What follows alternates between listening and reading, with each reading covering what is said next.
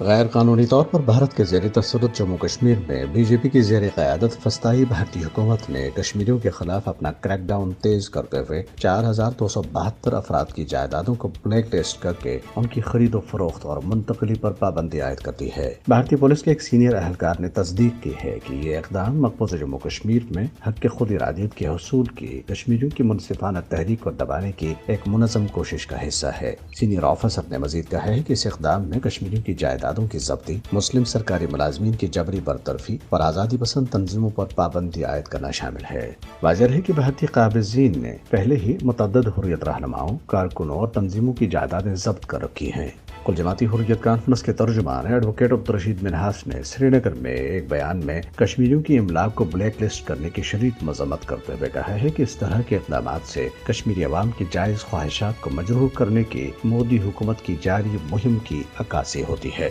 France میں قائم حقوق انسانی کی معروف تنظیم international federation for human rights کی ایک نئی رپورٹ میں مقبوضہ جموں کشمیر کی خصوصی حیثیت کی منسوخی کے بعد مقبوضہ علاقے میں بڑے پیمانے پر اراضی پر قبضے کے بارے میں شدید تشویش کا اظہار کیا گیا ہے۔ رپورٹ میں کہا گیا ہے کہ اگست 2019 کے بعد اراضی کے مالکانہ حقوق میں ترامیم کے تحت کسی بھی بھارتی شہری کو مقبوضہ علاقے میں املاک خریدنے کی اجازت دی گئی ہے، جس سے جموں کشمیر میں آبادی کے تناسب میں تبدیلی کے خدشات بڑھ گئے ہیں۔ رپورٹ میں مزید کہا گیا ہے کہ بہت سے کشمیری ان اقدامات کو بھارت کی ایک قسم کی جارحیت کے طور پر دیکھتے ہیں، جس سے جموں کشمیر کی مسلم اکثریتی شناخت کو خطرہ لاحق ہے۔ قابض انتظامیہ نے جنوری 2023 میں شروع کی گئی بے دخلی کی مہم کے بعد سے 10 لاکھ کنال سے زائد اراضی پر قبضہ کیا ہے۔ انٹرنیشنل فیڈریشن کی رپورٹ میں خبردار کیا گیا ہے کہ اس اقدام سے ایک وسیع تر ہندوتو ایجنڈے کی عکاسی ہوتی ہے، جس کا مقصد کشمیری مسلمانوں کو ان کی املاک سے بے دخل کرنا اور مقبوضہ جموں کشمیر میں آبادی کے تناسب کو بگاڑنا ہے۔ اس رپورٹ، جس کا عنوان